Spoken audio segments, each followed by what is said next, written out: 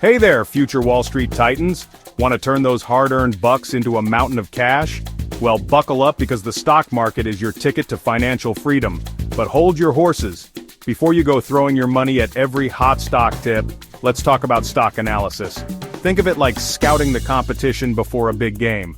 Stock analysis is about digging deep, doing your homework, and understanding what makes a company tick. It's about separating the future Apples and Amazons from the companies destined to end up in the bargain bin of history. Trust me, a little analysis goes a long way in making sure your money is working as hard as you are. We're talking about looking beyond the hype and understanding a company's financial health, performance, and future prospects. It's about becoming a financial detective, sniffing out clues and making educated guesses about which companies are set to soar and which ones are headed for a nosedive. This isn't about getting rich quick. It's about making smart, informed decisions with your money. So, put on your thinking caps, grab your calculators, and let's dive into the exciting world of stock analysis. Alright, future Warren Buffetts, let's break down the secret code of finance. Every publicly traded company is required to open their books and give you a sneak peek at their financial health. This is where the real detective work begins.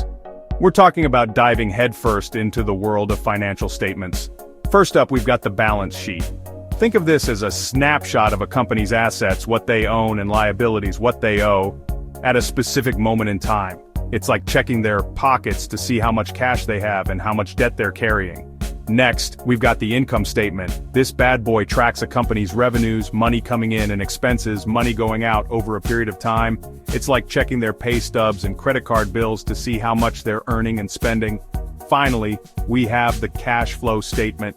This statement tracks the movement of cash both in and out of a company. It's like following the money trail to see where it's coming from and where it's going. Don't let these statements intimidate you. They might seem like ancient hieroglyphics at first, but trust me, with a little practice, you'll be reading them like a pro in no time.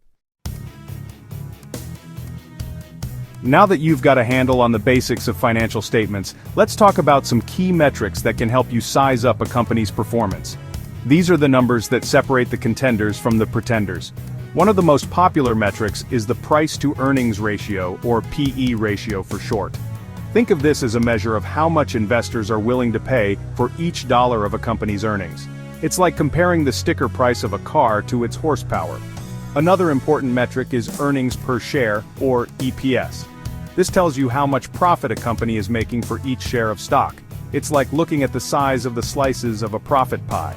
Finally, you'll want to keep an eye on return on equity, or ROE.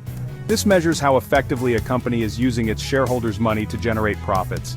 Think of it like grading a student on how well they used their study time to ace a test. Remember, these are just a few of the many metrics you can use to evaluate a company's performance.